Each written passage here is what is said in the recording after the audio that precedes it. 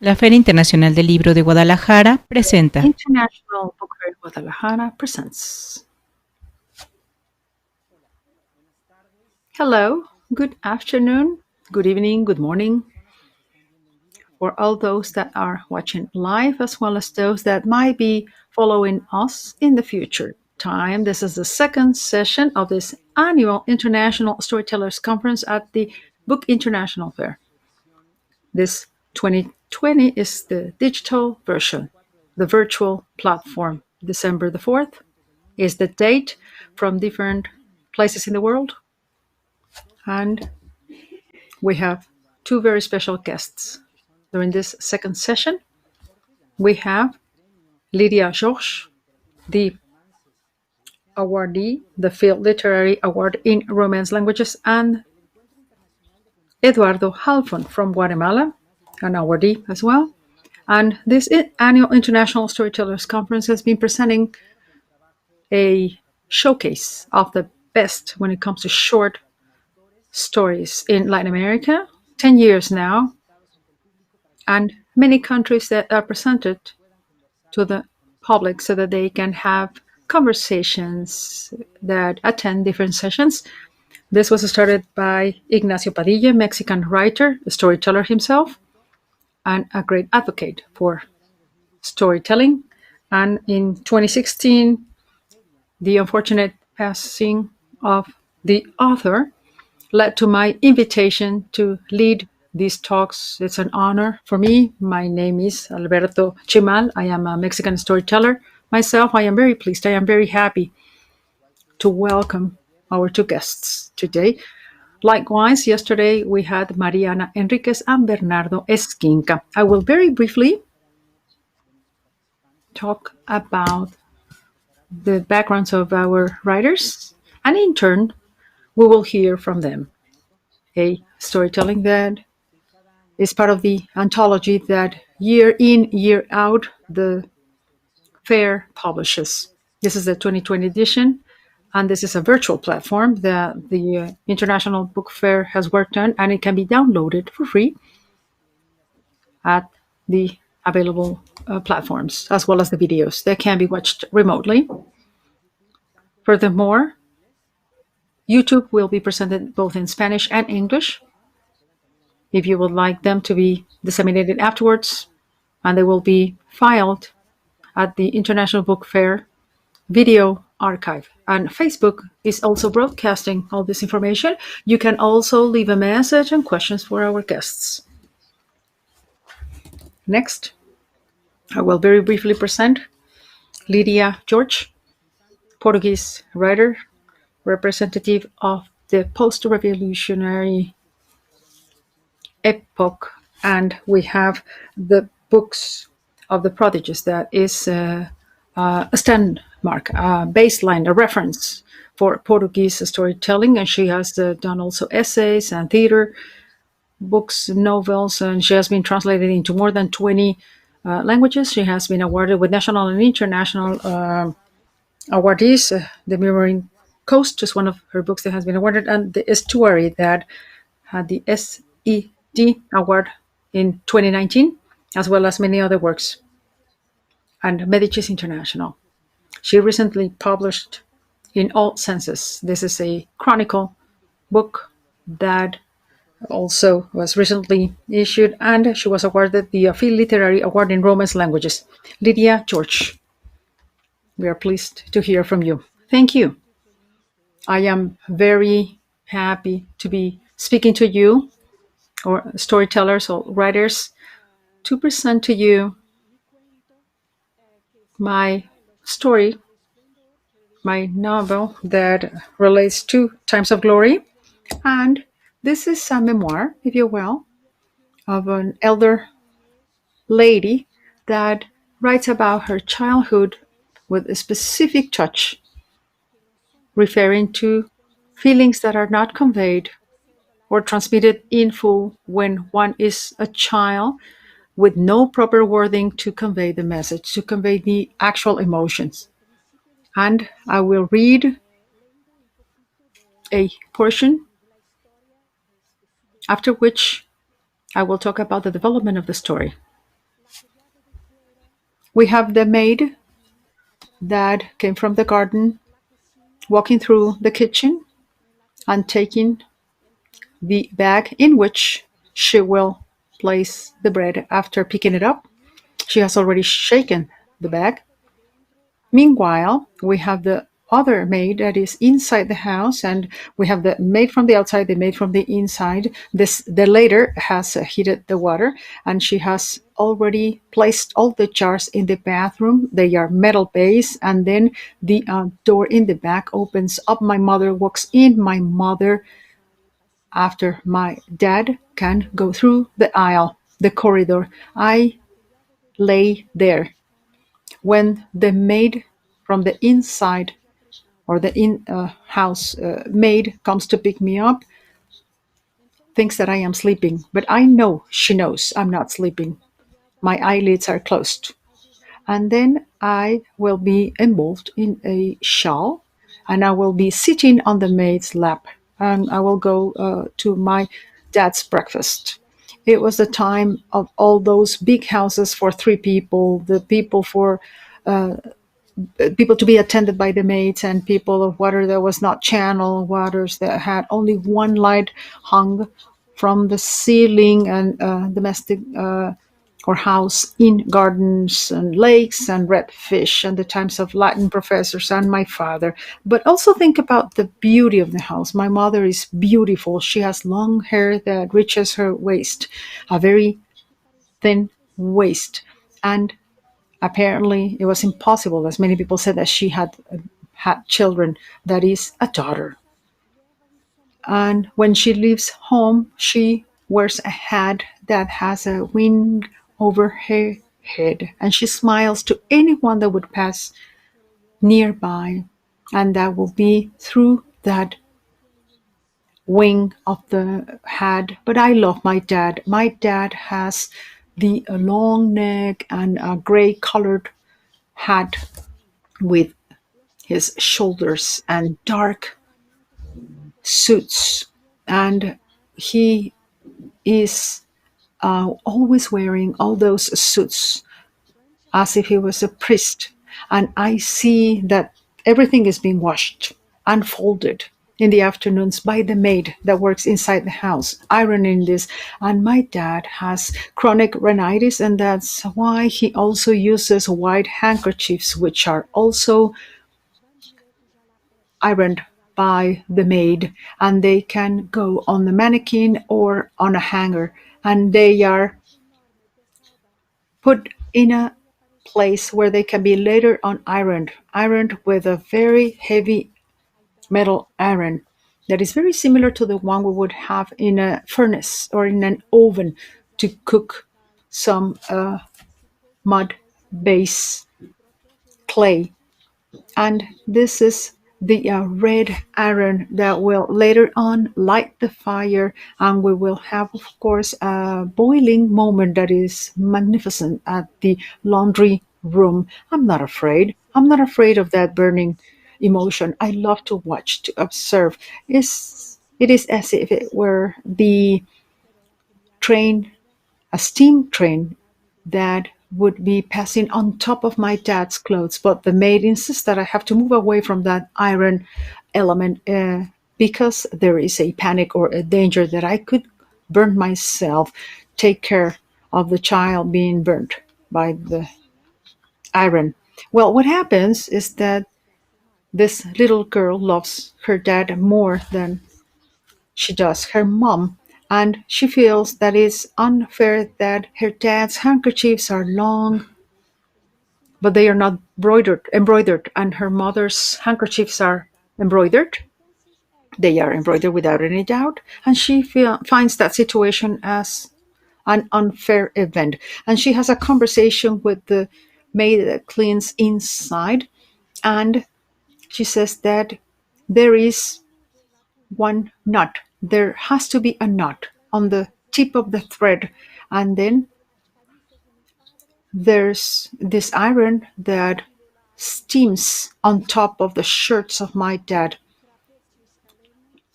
and there's a trapezoid muscle that is covered by that part of the shirt. And I think that there's an interesting trajectory, a pathway that can help the road be the perfect one.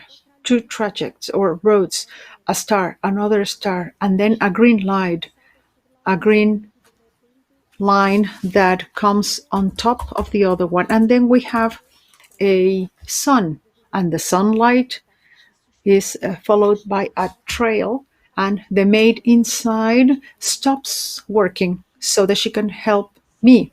I am asking for a favor, and she helps me, and I demand somehow this embroidery that I would like to carry out. These are flowers I would like to paste. And then I see two fish, and then I have right in the middle of this cloth or piece of fabric, a mermaid, and I have two fish. And we have the mermaid with her tail. And the story goes on. There is a moment when there's a very small handkerchief in her hands, and it's fully embroidered. And she would like to give that little handkerchief as a gift to her dad. However, her dad does not look at her or pay attention to the handkerchief. Of course, he receives the ones that are larger in size, ironed by the maids. What happens is that she feels as if she was no one, and she walks through her garden, and then she sees all these fish that are red, and then she would like to offer her handkerchief to the fish, the small fish, and she goes back home. She feels that no one understands her, and the maid helps her go back. I don't know if I have time to read another fragment, Alberto, but I would truly love to read the part when her father felt that she was drowning, the baby was drowning, the baby girl was drowning, because she wanted to give the handkerchief directly to the fish, and the maid saved her. And then she noticed that there was this small embroidered handkerchief, and he asked, "What is this? What is this?" My dad asked, looking at that little piece of cloth with a thread that was maybe some sorcery or some magic. And then she had that in her hand. Why was that? And the maid from the outside of the house said, or the outer maid, said that she had never seen that before. And she did not understand why the man's daughter had been found inside the lake with that piece of cloth or handkerchief in her hands. And she was crying because she had no idea what had happened. And Dr. Pestana, the maid from the inside said, and the father was waiting for the answer. He was holding the handkerchief. "This is something that your daughter embroidered for you, Mr. Doctor." "And she embroidered that for me?" "Yes." "But why?" "Well, my dad placed the handkerchief on the tablecloth and stared at it. My mother, both maids, and the maids that were blamed for this event, and they were crying their tears, and everyone was looking at this piece of sorcery, and my father was looking at it as if it were a piece of science. science, human science. To him, this is a master in his in the subjects that he taught. He was a professor that would read Horace and Virgilium as if it was Catholicism, and the Didactica Magna by Commentio as if it was part of his agenda. He did not understand what was happening, but then he was able to understand. He took off his suit, the jacket, and he covered my body, and there was his shirt on him, and the maids moved apart. My mother moved apart. I stayed with my dad, and I was on his shoulder with that piece of sorcery on the tablecloth. I understand that there were some stars and fish and flowers, the sun, the moon, and then we had the lime on the green pond. This was a dam covered with mold, and I was listening to the silence of that space, and I was willing to listen to the silence in the house. Close our eyes because time had went by. Thank you. Thank you, Lydia. Thank you for having read that the last part, and sharing that with us. And the whole story is part of the anthology that was posted in the International Book Fair website. And of course, the whole edition is part of the book that is in the catalog of the International Book Fair. Next, we will have the Guatemalan writer and professor. We have Eduardo Halfon. We have teaching classes, Hebrew classes, the Polish boxer, the slaughtering man, and other books such as the Duel, the Intense Duel, that was awarded the best book, the best international book in France, and the international Latino book for his other works. And he received the Guggenheim Grant and the Jupiter Grant, selected as one of the 39 Latin American writers in 2019, and in 2018 he was awarded the National Guatemalan Literature Prize. Thank you. Thank you, Alberto. And thank you, Lydia, for having read that to all of us. It's an honor to be with you today. I will next read a short story by Mr. Hoffman. Bamboo. Bamboo is the title of this book. And without saying any prologue, I don't believe in prologues. I believe in what can be said afterwards, but not what can be said before. This is Bamboo. I was having some coffee right from the pot, and this was a very old pewter cup, and Doña Tomasa had placed a jar of the same blue pewter right next to me on the sandy, loomy soil in the ranch. There were no chairs, there were no tables, and the palm leaves from the ceiling were black, and they had holes in them, and there was some dew, and there was a breeze, a light breeze that smelled like stale fish, but the coffee was strong and it was sweet, and it helped me to open up my eyes somehow. And there was a door that was sniffing the floor, looking for some restovers or some crumbles that might have fell on the sand. Two children that were barefoot and with no shirts try to hunt one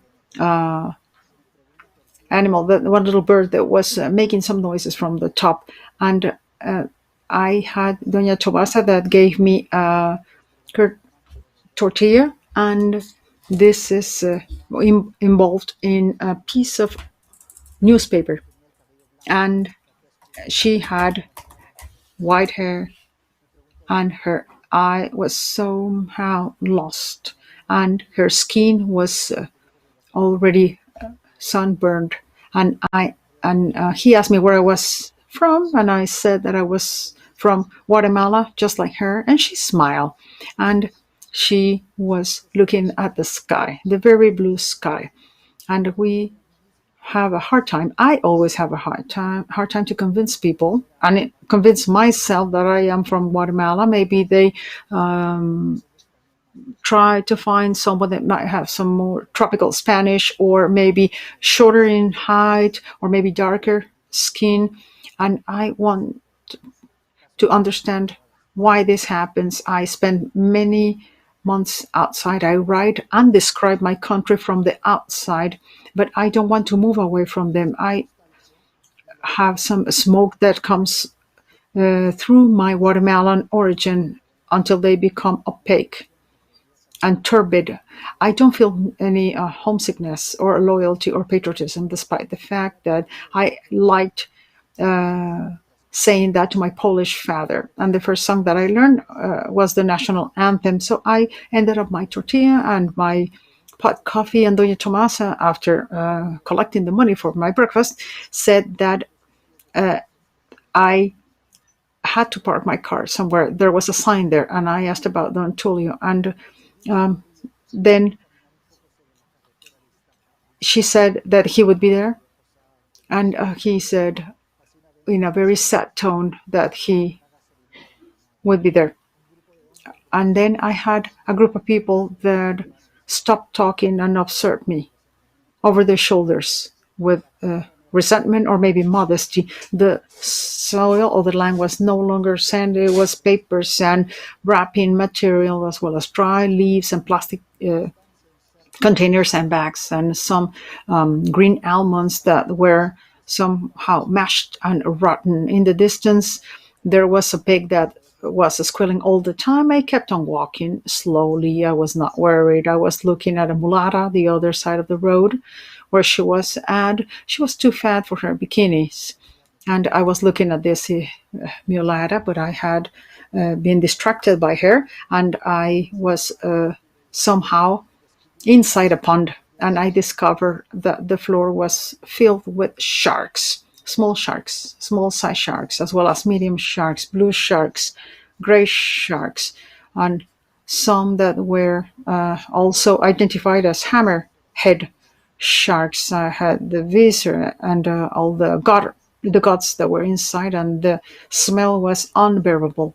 There was a girl there, and she was on her knees, and she was sweating all over. Well, maybe this was water, but I think it might be sweat as well. And her hands were inside the wide belly of the shark, and they were retrieving or extracting the organs and the gutters. This was the cooperative, the fishers' cooperatives, and these two little girls would clean that every time the fishermen from Iztapa would bring the fish. And I remember that it had no fins. I remember that one day I heard about the international black market, and this is the flips that they would, or the fins that they would remove from the sharks. We had to be very careful, I thought, in the ocean, because this was the shark day. And I went to the hill. I was walking towards my car. I threw my cigarette butt, and I was almost fleeing from something. I understand that whenever you have an image, a strong image, it might be somehow fading away. And I wanted to write about that. I wanted to share that image, the image that went through my eyes through words, but words are no sharks, or maybe they are. So after a couple of kilometers on a terrace and an off-road street, I found a sign that indicated that I had been received instructions by Miss Tomasa, Doña Tomasa. This was an indigenous family land, and there were some blocks and some locks and some broken ties, and everything that was iron was rusty. And there were some corn and bean also planted, and we had some fruits as well as part of the image. And there were some women, 3 women, that were cleaning this ear cup, this corn or maize cups, and they were listening to the evangelist preaching a message in the radio. And I came to them and I asked about Don Tulio. And one man said, "Yes, I'm here to help you." And there was a boy, a 5 to 6 year old boy, that walked behind him. And I said, "Is this your son?" And he said, "Yes, he's my son, the youngest one." When I shook his hand, this little kid lowered his side, lowered his view, and he blushed because this was an adult expression. I opened up the trunk and I started taking my things away, and I listened to an abyss. This was kind of like an abyss, suffocated, and I heard more screams, more and more screams, and they were far away. And I saw a man, an older man, and I'm sorry, an older woman, an elder woman that was walking, and she was somehow trembling, and maybe this was Don Tulio's wife, and she was walking towards us, and she was forcing herself. She wanted something to do with us. And this woman that was very strong, she had a strong will, and she wanted to avoid this man to walk towards us. And maybe there was cowardly in it, or respect. No one else seemed to be worried. Don Tulio said that the whole day would cost 20 quetzals. I took my wallet and I paid. And I was listening to this boy, the boy that was trying to get to us. He was totally plastered. He was barefoot. And then Tulio asked if I knew where I was, or how I could get to the beach. And I said that maybe, or he wanted his kid to come with us. And I said, thanks. I was about to say yes. But then I noticed that there was this boy that was epileptic, maybe epileptic, shaking on the floor. And the old lady and the old man dragged him and pulled him inside the house, outside of my view. They were soft and distant, but I could still hear the screams. And I asked the kid if he knew who he was, if he was sick, if he was drunk, or who he was. He was on his knees. He was playing with a little worm, and he ignored me. I put my stuff on the soil, on the floor right next to the car, and I walked very cautiously inside the house. And the little boy, this young boy, was inside a bamboo cage, and he was there. There was some mud and water. Maybe it was urine. And John Tulio said that kid turned out to be a wrong man. I didn't understand if they were trying to have an ethical judgment or a physical judgment, or if they meant a perverse behavior, or maybe an alcoholic pattern. Maybe this was a nervous crack or an ailment or some retardment. I didn't want to ask, but I understood that there were some blisters and some conditions that were part of the whole scenario. And his eyes were also dark. His eyes were also closed, and I thought that the only way a very indigenous poor family would have with this type of person was to take him away from the world and to put him inside a cage, a bamboo cage. I thought that while I was having a free day and drive 2 hours from the capital of the country to the Pacific peaceful beach just to take a bath, was totally opposed to this prisoner, this young boy that was there, maybe because of evil, maybe because of the drinking problem, maybe because of dementia or poverty. There was a situation that was sublime, and that was the bamboo, the felt, the way it felt in my hands, the warmth, the reality of bamboo in my hands, so that in doing so I would not feel the indolence and the indolence of the whole country. The boy shook a bit on this pond, and there were many flies there, and they started flying away, and he was screaming, he was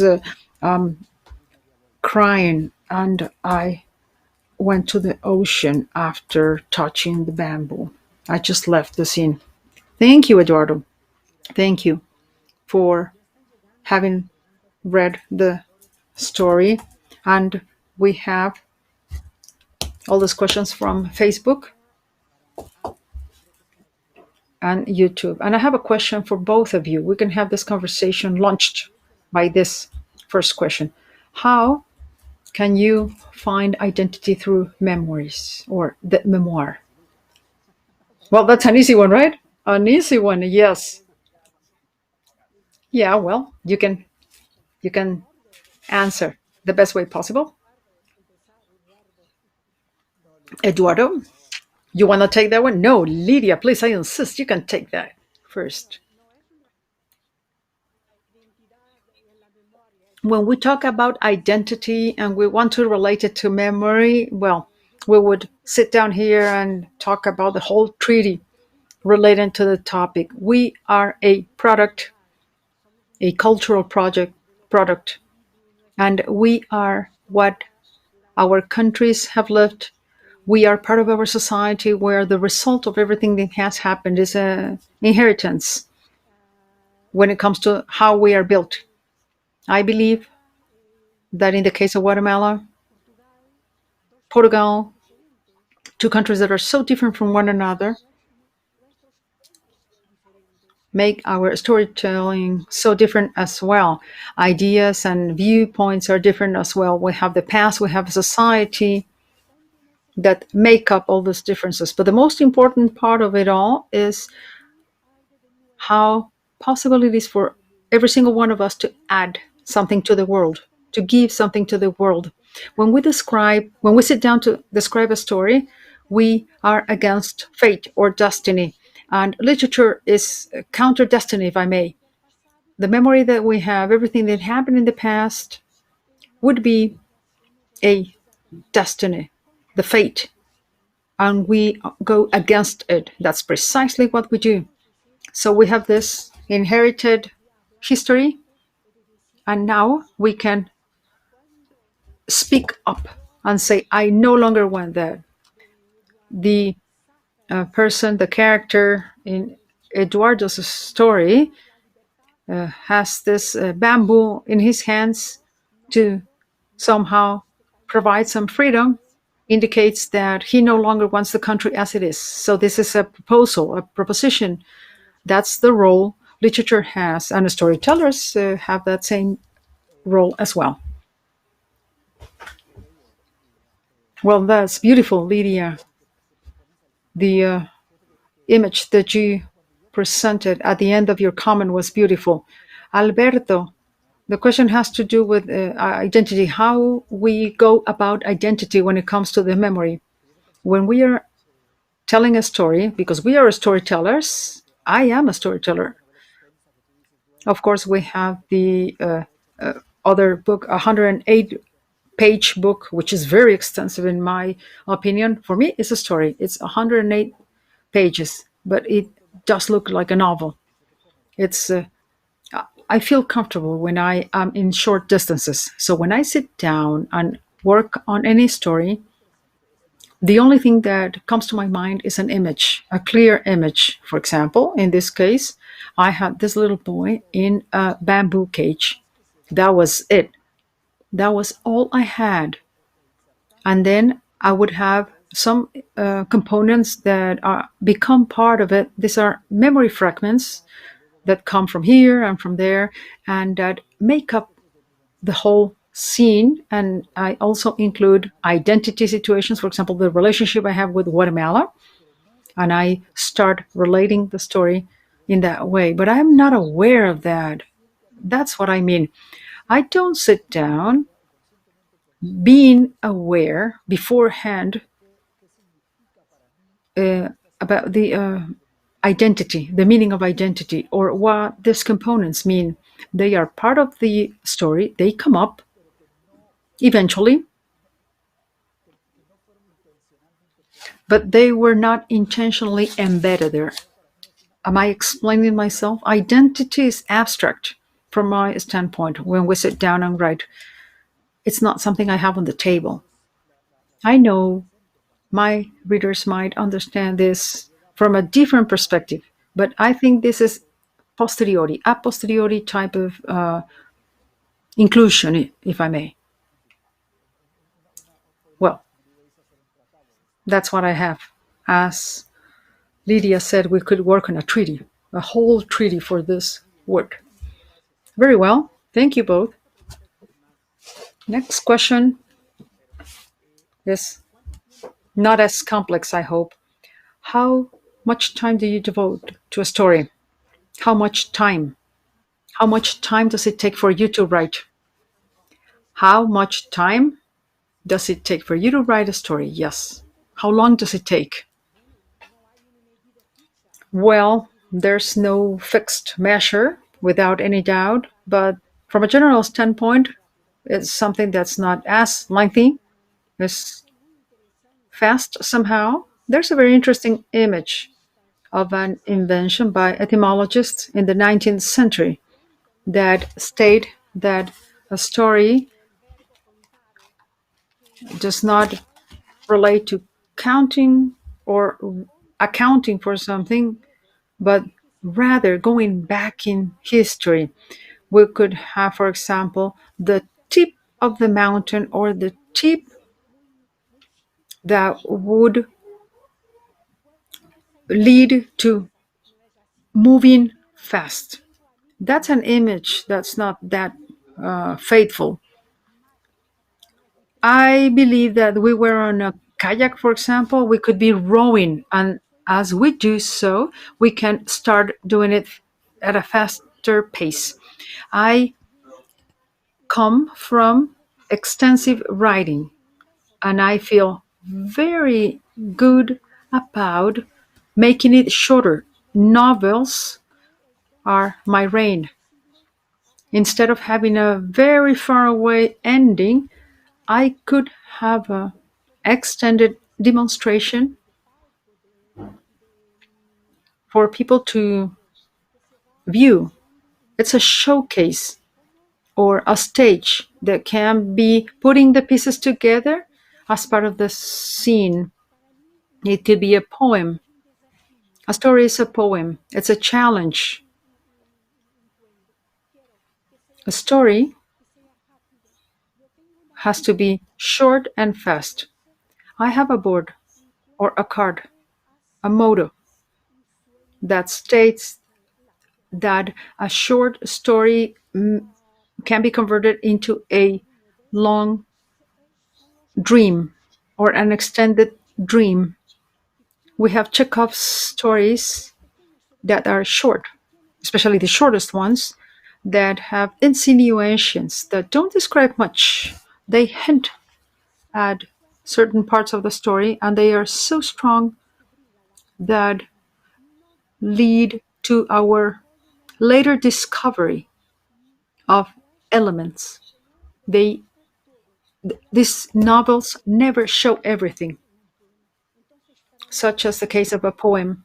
So, my best stories, from my viewpoint, are those that emerge from an image and, with further development, the story is told in short. So, Times of Glory, for example, include the handkerchief I related to before.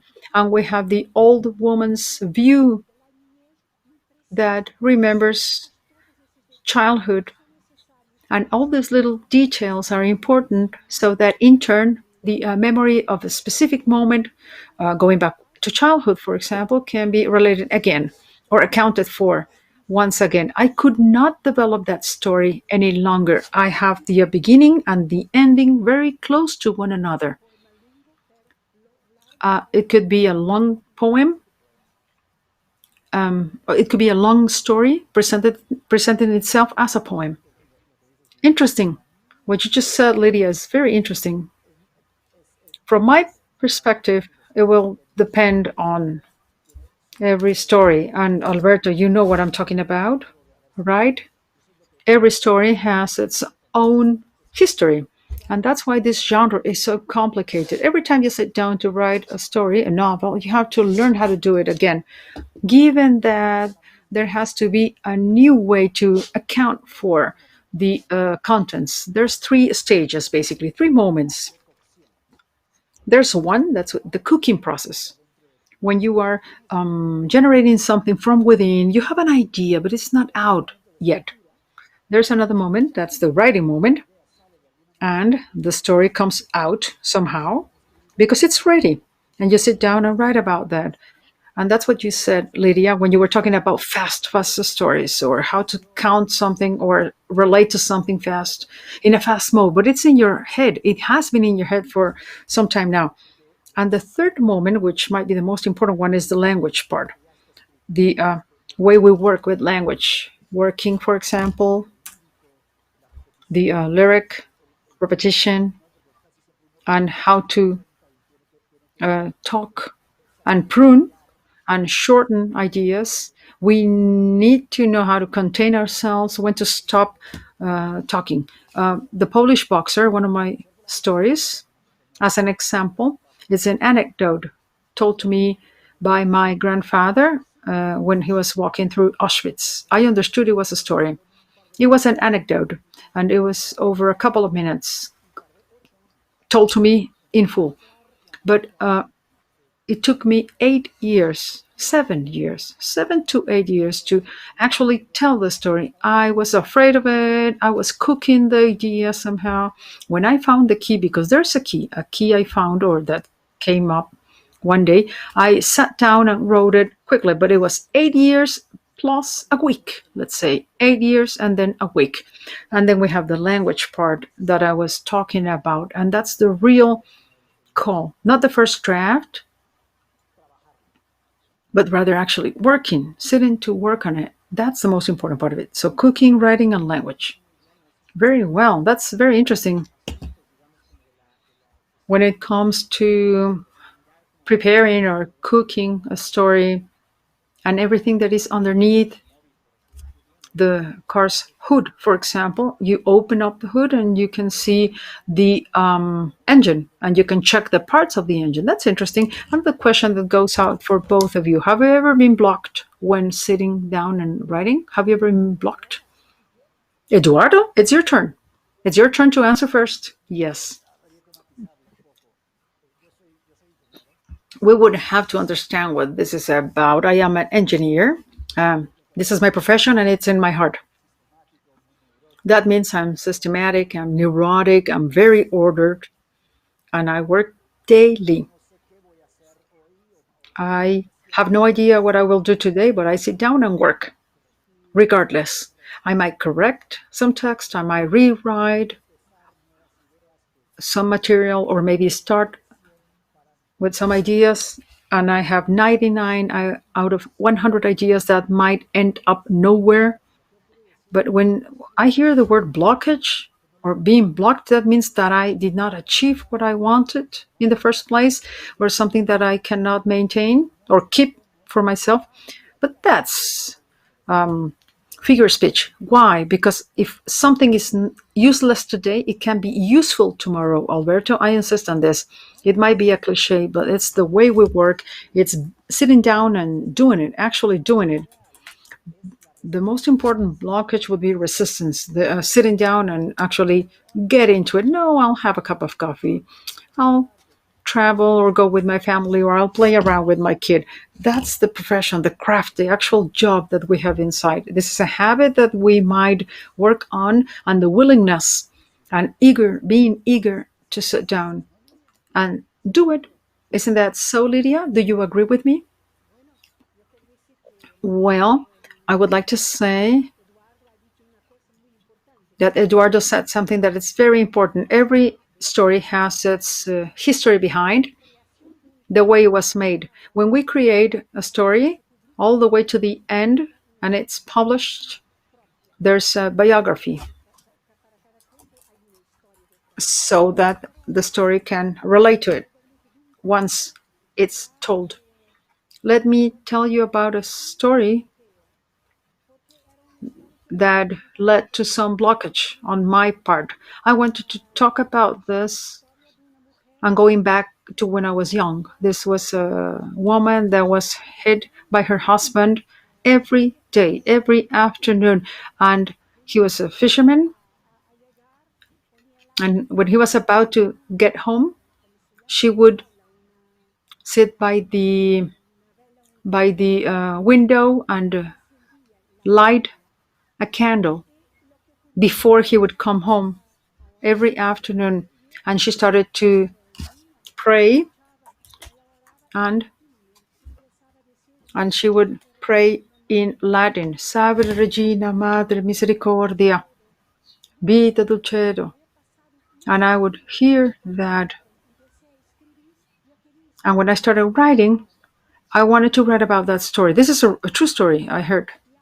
This woman was hit by her husband quite severely.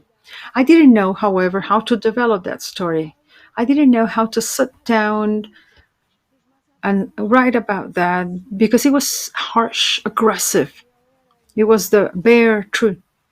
But when I was a grown up, an adult already, there was a woman, and she was standing right next to my property in Lisbon. And she was very afraid because of the same circumstances. Her husband would hit her, as the first example, every afternoon when he came back home. And she was scared to death. And she was hit so badly one day, and she fell down to the garden, and he continued to hit her. And we were witnessing that. All the neighbors were there. I was feverish. I was not feeling good that day. I was not feeling well. And I was feeling so much heat inside my body. My temperature was very high. And I connected the light of the candle that was right at the window frame when I was a child and what was exactly happening in that moment on that garden location with that man hitting the woman. So after 25 years, I was able to sit down and talk about that. It's called Marido, husband, and the story starts with Salva Regina Madre Misericordia and the Latin pray. This is very harsh, and it's a woman that was in the 10th floor, and she was praying not to be hit by her husband. And when she would see the light, the flame of this candle, there would be somehow the explanation of her clothes that cover her in fire when she was falling down, and she was taken to the hospital. And the story is very hard, and I wanted it to be that hard. Maybe not at the beginning. That was not my intent at the beginning, but it turned out to be a story that has some beauty to it. At least that's what I feel. When people read it, they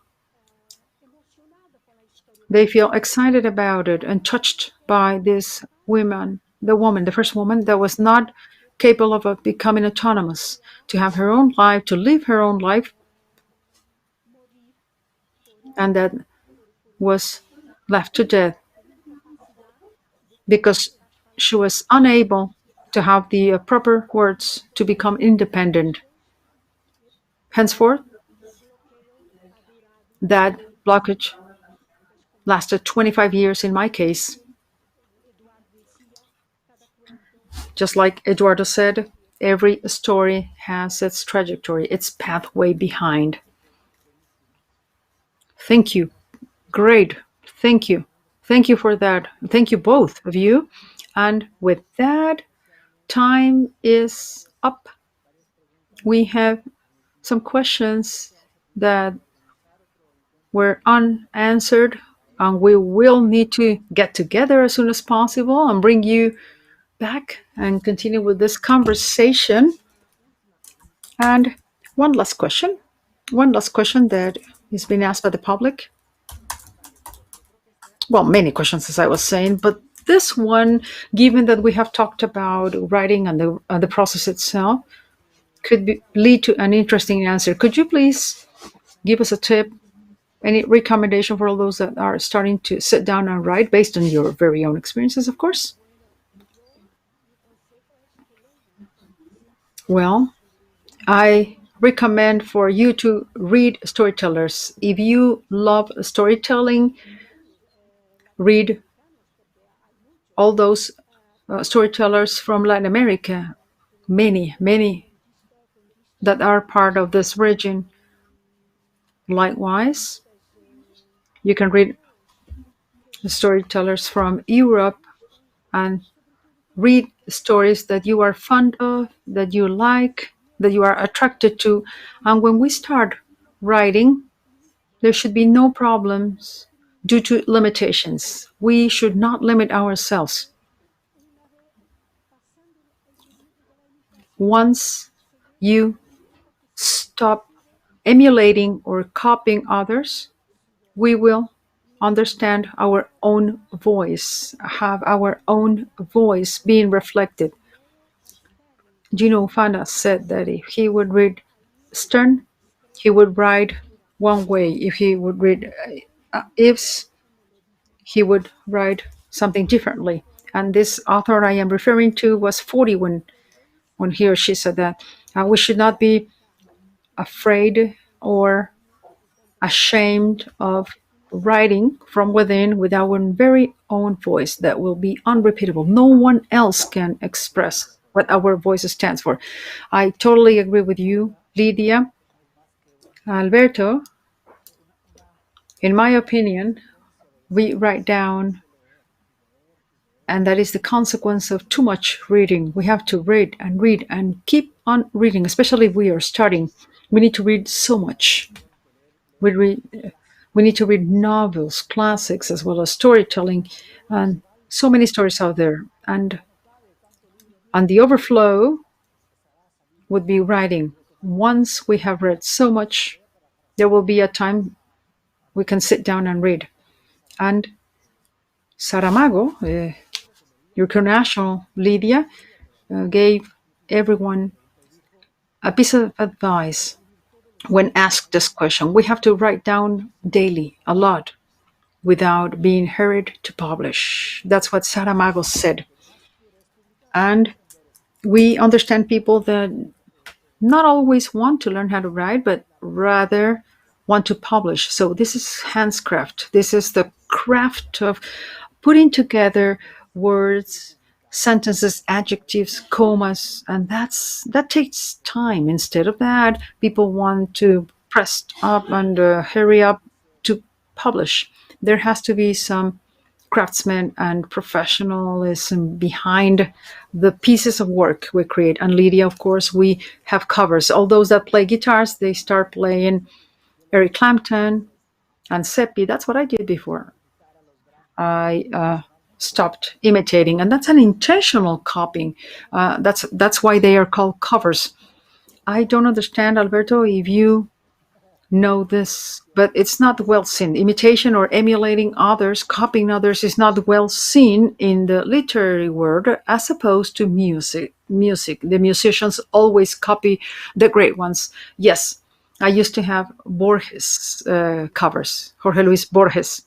Yes, well, those are very hard covers you're talking about.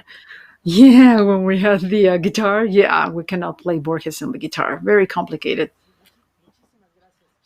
Well, I would like to thank you both, Lídia Jorge and Eduardo Halfon. Thank you for this presentation. This has been marvelous, very useful information, especially when it comes to writing stories. This is the annual International Storytellers Conference at the International Book Fair in Guadalajara. I would like to remind all those that are watching us live that we will have a recorded session both on Facebook and YouTube, and we have the website with the corresponding links. And tomorrow we will have the third and last session at 1 p.m. This is Central Time, Mexico. This is Saturday, December the 5th, and we will have Marcelo Luján, the winner of the Ribera del Cuero Award, and Maria Fernanda Recuero. These are the ones that will be joining us tomorrow, the two storytellers that will help us close this annual International Storytellers Conference. Thank you, and a big thank to all the attendees and viewers. Thank you.